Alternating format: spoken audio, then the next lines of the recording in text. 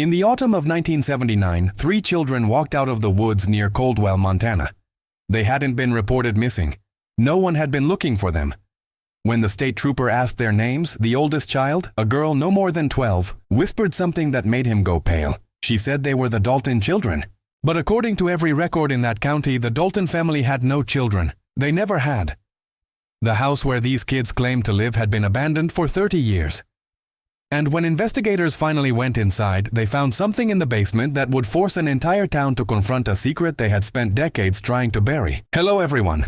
Before we start, make sure to like and subscribe to the channel and leave a comment with where you're from and what time you're watching. That way, YouTube will keep showing you stories just like this one. The town of Coldwell sits in the shadow of the Bitterroot Range, a place where winter comes early and stays late. By 1979, it was barely a town at all. The mines had closed, the families had left. What remained were about 200 people who liked the quiet, who preferred the kind of isolation that keeps questions from being asked.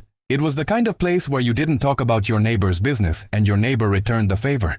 But on October 14th, that unspoken agreement shattered. Trooper Daniel Marsh was driving State Route 43 when he saw them. 3 children walking single file along the shoulder of the road. No coats, even though the temperature was already dropping into the 30s. The oldest was a girl with tangled blonde hair and hollow eyes.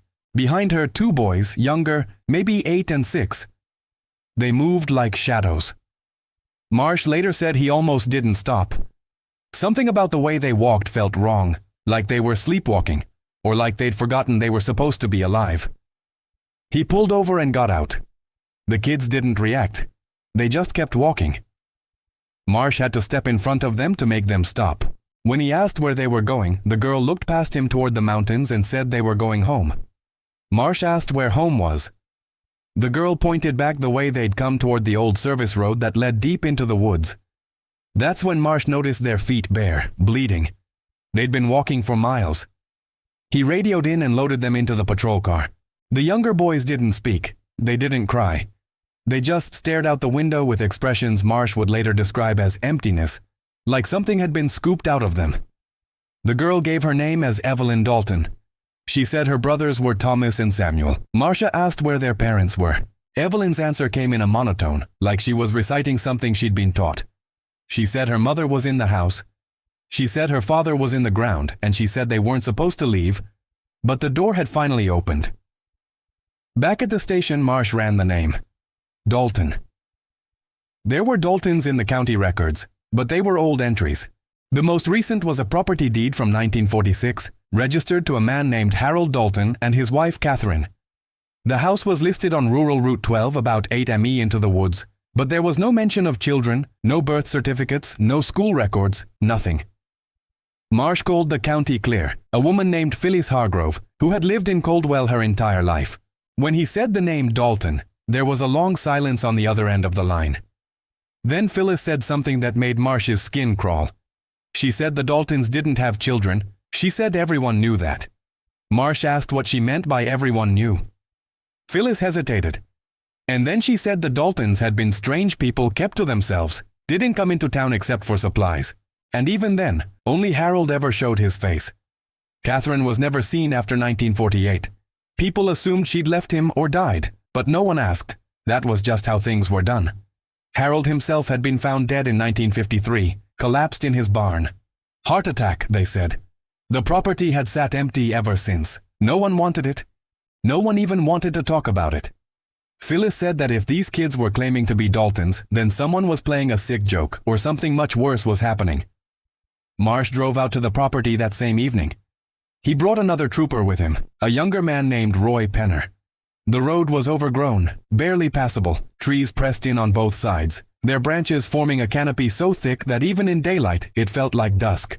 When they finally reached the house, Marsh's first instinct was to turn around. The place radiated wrongness. It was a 2-story farmhouse, gray and sagging, its windows dark and covered in grime.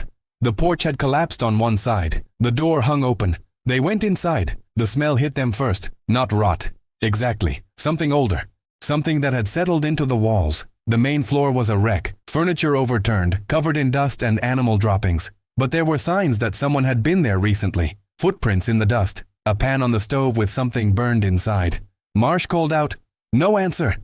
They moved through the kitchen, past a hallway lined with photographs so faded you could barely make out the faces, and then they found the door to the basement. It was locked from the outside. A heavy padlock, new, still shining. Penner asked why anyone would lock a basement from the outside. Marsh didn't answer. He just took out his bolt cutters and snapped the lock. The stairs descended into darkness. Marsh's flashlight beam cut through the black, landing on stone walls, slick with moisture. The air was thick, hard to breathe. Penner stayed close behind him, his hand on his service weapon, even though neither of them knew what they were expecting to find. At the bottom of the stairs, the basement opened into a single large room, and that's where they saw it. Mattresses on the floor, 3 of them arranged in a row, blankets that looked like they'd been used recently, empty cans of food stacked in the corner, a bucket in the far end that had been used as a toilet. And on the wall, carved into the stone with something sharp, were names: Evelyn, Thomas, Samuel. But it was what else they found that made Marsh radio for backup. In the corner beneath a tarp was a trunk. Inside were documents, birth certificates, all handwritten, all dated within the last 12 years. But the mother's name on each one wasn't Catherine Dalton. It was listed as Mary Dalton. The father's name was always Harold Dalton, even though Harold had been dead for 26 years. There were journals too, dozens of them filled with cramped handwriting. Marsh only read a few pages before he had to stop. They were written by a woman who called herself Mary. She wrote about duty, about bloodline, about keeping the children pure. She wrote about Harold as if he were still alive, as if he were still giving her instructions. And she wrote about the children as if they were not quite human, as if they were something she was cultivating. When the backup arrived, they brought a social worker named Janet Krill. Janet went down into that basement and came back up white as a sheet. She'd worked in child services for 15 years, she said, and she'd never seen anything like it. The children had been living in that basement, not for days or weeks, for years, maybe their entire lives. There was evidence of a wood stove that had been used for heat. A single bulb hanging from the ceiling, boxes of canned goods that someone had been bringing down regularly. The children had been fed, kept alive, but they'd been kept in the dark. Janet said when she asked Evelyn how long she'd been in the basement, the girl didn't understand the question. She didn't know what a year was. She didn't know what school was. She didn't even know what the sun was called. The search expanded. Dogs were brought in. They found a grave about 100 yards from the house, shallow and unmarked. The body inside was a woman, likely in her 40s when she died. Decomposition made identification difficult, but her clothing suggested she'd been buried sometime in the last decade. The coroner would later determine cause of death as malnutrition and untreated infection. Around her neck was a locket with a photo inside. 2 people, a man and a woman. On the back, scratched in tiny letters, were the words Harold and Mary, 1971. But that was impossible. Harold Dalton had been dead since 1953, unless the man in the photo wasn't Harold at all. The investigation turned to the town itself. Who had known? Who had seen? Who had been bringing food to those children? Someone had to have been keeping them alive. The padlock on the basement door was new, but the routine was old. Those kids had been fed. Their waste had been managed. Their existence had been maintained. This wasn't neglect. This was deliberate. This was a system, and systems don't run themselves. Marsh started interviewing residents. Most claimed ignorance. They said the Dalton property was cursed, that people stayed away from it. But their answers came too quickly, too rehearsed. There was something practiced about the way they shut down questions. One woman, elderly, let something slip. She mentioned that groceries used to go missing from the general store, not stolen, exactly. Paid for, but never picked up. The owner would leave them on the counter and they'd be gone by morning. When Marsh asked who paid for them, the woman caught herself and said she didn't remember, but her eyes said otherwise. The general store owner was a man named Eugene Voss. He was 68, had run the store since 1957. When Marsh confronted him, Eugene's hands shook.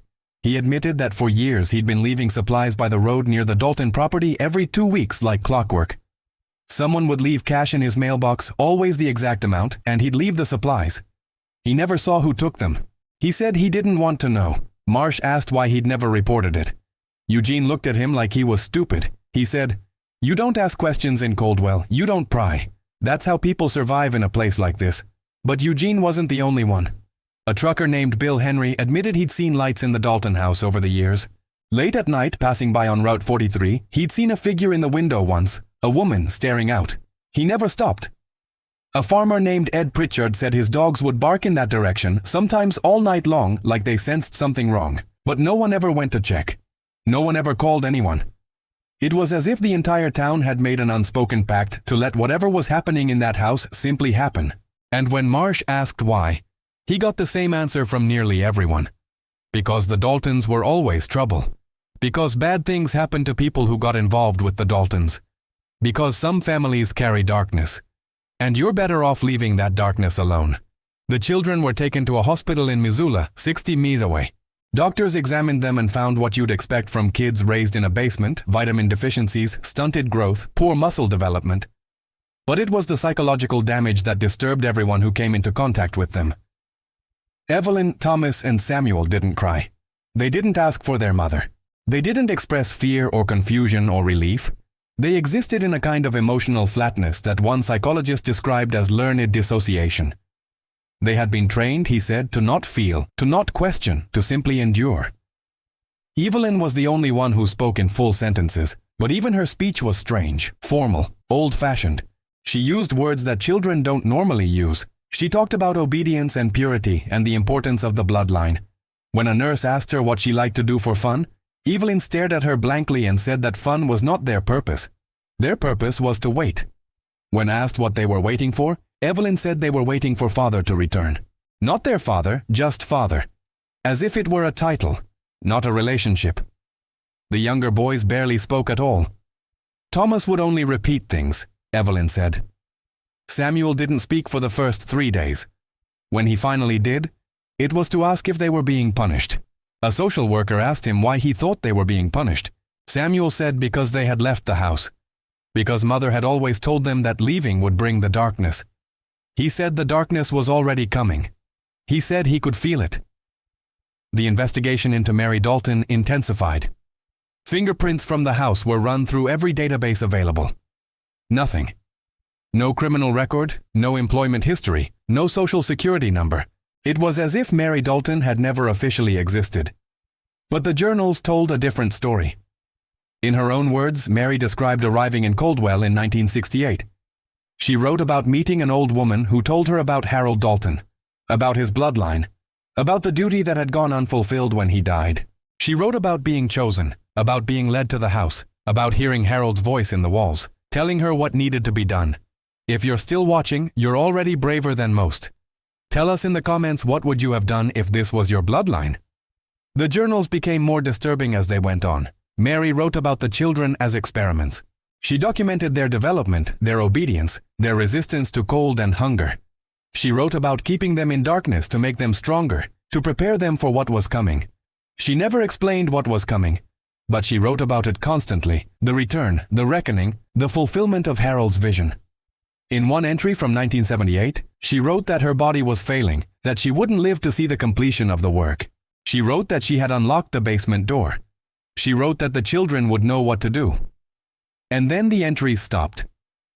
The authorities began digging into Harold Dalton's history, trying to understand what kind of man could inspire such devotion decades after his death. What they found was a pattern that stretched back further than anyone had imagined. Harold Dalton had been born in 192, the son of a preacher in a fundamentalist sect that had splintered off from mainstream religion sometime in the 1880s. The sect believed in bloodline purity, in chosen families, in the idea that certain people carried a divine spark that had to be preserved at all costs. Harold's father, Jeremiah Dalton, had been accused of keeping his own children isolated from the outside world, of arranging marriages between cousins, of preaching that the end times would require a pure remnant to rebuild humanity. When Jeremiah died in 1928, Harold inherited the mission. He married Catherine Weaver in 1931, a woman from another family in the sect. They moved to Coldwell in 1946, buying the property with money from the sale of Jeremiah's land back east. Neighbors from that era. The few still alive in 1979 remembered them as cold people. Intense. Catherine had been pregnant at least twice that anyone could recall, but no children were ever seen. When asked about it years later, an elderly woman named Dorothy Chen said everyone assumed the babies had died. Infant mortality was higher back then, she said. But she also said that Catherine had changed after those pregnancies became withdrawn, stopped coming to town entirely. Dorothy said she'd seen Catherine once through a window in 1947. She said Catherine looked like she'd aged 20 years in two. She said Catherine looked terrified. Catherine disappeared from all records after 1948. No death certificate, no burial record, just gone. Harold continued living in the house alone, at least as far as anyone knew. He was found dead in his barn in 1953, age 51. The official cause was heart failure, but the doctor who signed the death certificate had noted something unusual. Harold's body showed signs of prolonged malnutrition, despite the fact that his pantry was well stocked. His fingers were worn down, the nails destroyed as if he'd been clawing at something, and on his chest, carved into his own flesh with something sharp, was a symbol, a circle with lines radiating outward. The doctor had sketched it in his notes, but never reported it as suspicious. He later told an investigator in 1979 that he'd wanted to forget he'd ever seen it. That same symbol appeared throughout Mary Dalton's journals. She drew it obsessively. She called it the mark of continuation. She wrote that Harold had shown it to her, that he had come to her in dreams and visions, that he had guided her hand when she carved it into the basement wall above where the children slept. When investigators went back to examine the basement more carefully, they found it everywhere.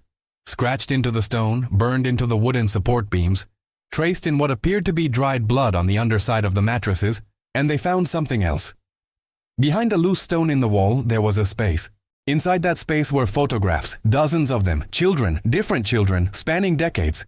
On the back of each photo were dates and names. The oldest was from 1933. The most recent was from 1978. A photo of Evelyn, Thomas, and Samuel. The photographs changed everything.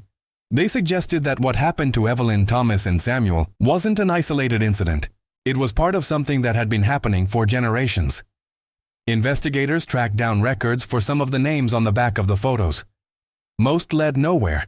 No birth certificates, no social security numbers, no trace that these children had ever legally existed. But a few led to old missing persons reports. Cases that had gone cold decades ago. Children who had vanished from neighboring counties in the 1930s and 40s. Children whose disappearances had been written off as runaways or abductions, their files buried and forgotten. One photograph stood out. A girl, maybe 10 years old, standing in front of the Dalton house. On the back, in faded ink, it said, Catherine, 1912. Investigators cross-referenced it with Catherine Weaver's records. The dates aligned. Catherine hadn't married into this.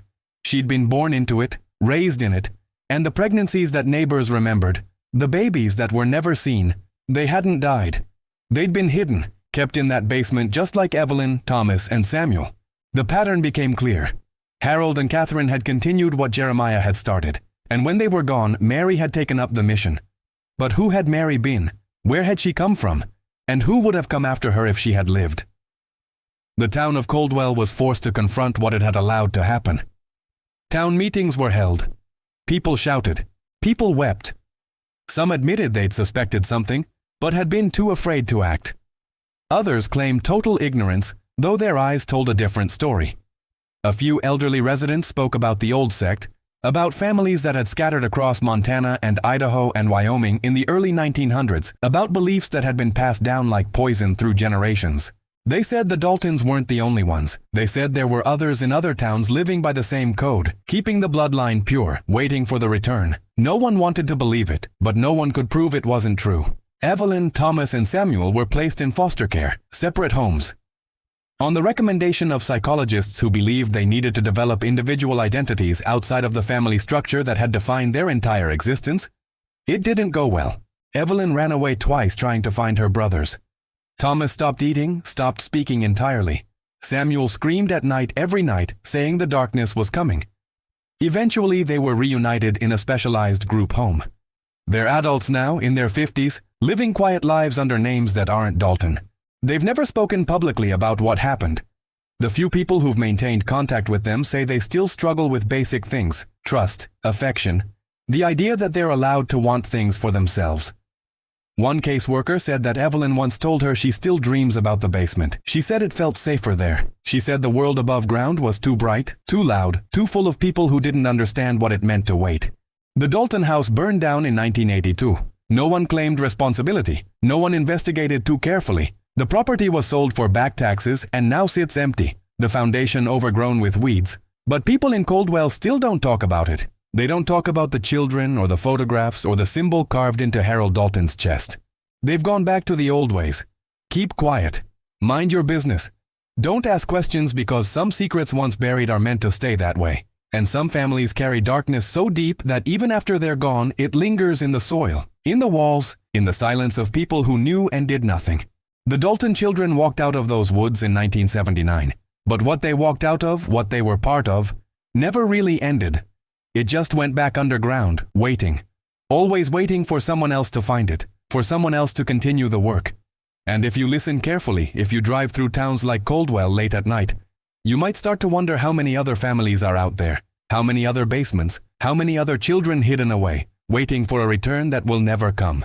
The answer is something most people don't want to know, but it's there in the silence, in the spaces between what people say and what they refuse to say. In the darkness that some families pass down like inheritance, the Daltons are gone. But the evil they served, the evil that used them, it's still out there, still waiting, still watching.